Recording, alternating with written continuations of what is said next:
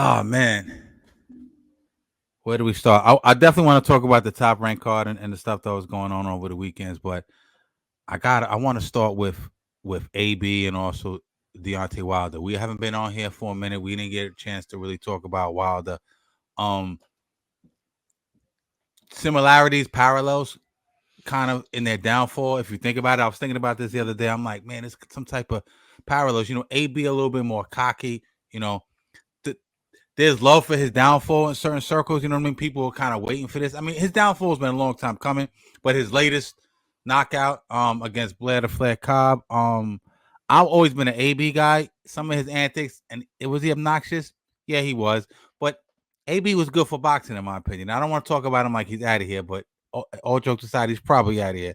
I think AB was good for boxing. He was the bad guy people love to hate on, right? You always need the yin to the yang, right? Good to the bad. You always need that. Deontay Wilder to a certain extent, even though Deontay Wilder kind of morphed into the good guy almost. He's all about peace and love, and I get it. And the whole it's hard to get up and the whole adage is hard to get up and run in silk sheets or whatever, whatever Marvin Hagler said, respect to Marvin Hagler. Um, but both of them seemed, when I say the parallels, it seemed like both of them were never the same after a certain incident. Um, AB, obviously, it's been a long time, but he was never the same after the Maidana. Never let his hands go. I know him not taking it serious, him drinking, him partying, him being out of shape. He left not Calvin Ford. Who was his trainer that he just Kevin dropped? Cunningham. Kevin Cunningham, his longtime trainer, Kevin Cunningham, right after his pops, goes very late to tanks Calvin Ford and Kenny Ellis, right? I say the parallels with he was never the same after the Maidana fight, and to me, Deontay, you can make the argument that he was never the same after the Fury fight. Seems scared to let his hands go. Let's get into AB first. You saw the fight. To me, he looked terrible against Blair Cobb. What was your thoughts on that? And what's your thoughts on AB? I think the fighters that experience this kind of trajectory, they all have so many things in common. So with AB, um, before even the Maidana fight, wasn't it the affiliation with Floyd? I think that's where the pressure started. Yeah. That he was supposed to be the next Floyd, and Yeah, his yeah, proximity to Floyd, yeah, and yeah. a lot of people felt as though the man we watching on the banner, Tank, like Broner was supposed to be Supposed Tank to be. before Tank. Yeah, So I think a lot of that pressure started way before, yeah, I agree. and then you started to get the moments to where, as Siegel would say, the handshake ain't matching the smile, Feel it uh, in the air. That's my joint. Yeah, yeah. what we're expecting him to do in the ring isn't matching the talk outside of the ring. And I just think that for this last time, he done talked his way into the last bag he could, the last opportunity for us, and I'm gonna say it don't have to go this way, because even Hank Lundy's trajectory had a little bit more tread on it, because Lundy was still serviceable as a veteran. Yeah. Broner is, I think the disappointing part really is that, with such a name and a reputation that could be leveraged, Yeah.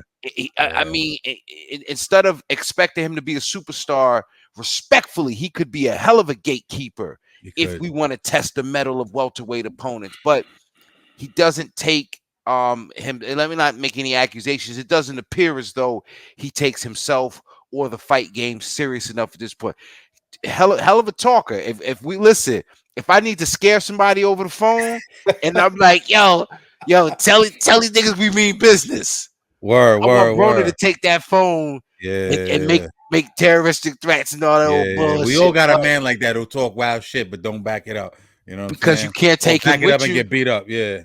yo, Yeah. and no, it's unfortunate, but it's good business of Blair the Flair.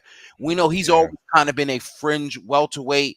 As Yeah. Cali folks say, he always popping it. He always popping it, talking about he could beat Bud Crow. It's what you're supposed to do. He's trying to talk his way in, Yeah. Errol but Spence. He was in Errol Spence's shit for a second, remember? yeah, but He gets murdered by both of them. But anyway, go ahead. but he was smart enough and maybe vulnerable enough and maybe appeared limited enough that Broner would have a Yeah, chance. You know what I mean? And yeah. it didn't I turn I out gave that him a way. chance. A lot of people gave Broner a chance because you're always hoping the old AB from 135 is coming back. You know what I'm saying? That guy, the lightning quick guy, with the movement, had pop. You know what I mean? That Yo, that guy's Cash, gone, man. Cash. Yeah, Larry Bird ain't walking through that door. yeah, Where's the John Calipari? You heard? I got, yeah, I could, I don't think like now we get to where you started, right? I did yeah, the prequel. Now we get to where you started and we start talking about what happened in the ring and he's never been yeah, the same since the Maidana fight. Do we want yeah, to double down on that and say what the Pacquiao fight? I beat that boy. Like, well, I don't know what fight it yeah. was, but like that, even Jesse that, Vargas, Pacquiao, fucking who else, man? I'm looking at his block. Yeah, Thea Payne. I think the last knockdown he got was Sean Porter in that last 12th round, I believe. I think that's the last knockdown he's got, right? and a hell of an accomplishment because many Yeah. haven't, taken Porter off. But those are Yeah, the but he glimpses. caught he caught Porter playing around though. You seen that fight? Yeah, that last, he caught him. He just caught. He splash knocked him. It's You know what I mean? glimpses of But yeah, those things that make us think we're yeah, gonna see something. But I think this is it, man. This is this. If it's not, it should be a lot. Now, here's the one thing I got to give him credit to: if he's been able to maintain, um, a baseline as far as his weight, because I think he actually made weight this time. Because remember, Broner, that was one of the things we couldn't figure out if and when he could get back in the ring. mm-hmm. He was his best at 135, 140, but he Yeah, wasn't making that weight. So, yeah, here we are, man. But I think until he shows us he's ready to take the game seriously, he doesn't need to be back in the ring. Because now you could talk about getting hurt, and he's got a strong ego. So great that his ego is not bruised. But didn't he yeah, talk about a torn rotate? Like those are the signs, man. yeah. Excuses and shit. You know what was disheartening was, like you said, he's lost all affiliation pretty much with Floyd. Um, he's with Don King now. Like you said, would you say in the pre-pro show we did? If you're with Don King now in 2024, what you're not doing? Yo, you're not in a good space, Yeah, man. You're not in a good space. no real network. You know what I mean? Triller picked up the fight. Man, it's hard. It's hard to watch that, man, because that crop of him, Danny Garcia, Errol Spence came a little bit later. Who was in that like 2012, 2013 crop? Who else was over there? You had dude with the fast hands, Indian English dude. Oh, Amir Khan. Amir Khan. You had dudes like that. That crop was special. He's like, because Danny, I don't know, Danny's not getting any fights. You know what I'm saying? So he was like kind of like the last of that crop. But bro, it's hard to watch Broner. He don't let his hands go, man. He looked a little bit out of shape. I know he didn't have that much time. With Calvin Ford and Kenny Ellis, and Calvin Ford, he said some shit that was telling. He was like, it sounded like he didn't really want to train him, but he did Tank the Solid. Did you hear him in the locker room and No, shit? no. He was basically like, yeah, Tank came to me and was like, yo, take care of my OG, please. And he's like, what am I gonna say? No, Tank's my, Tank's like my son. You know what I mean?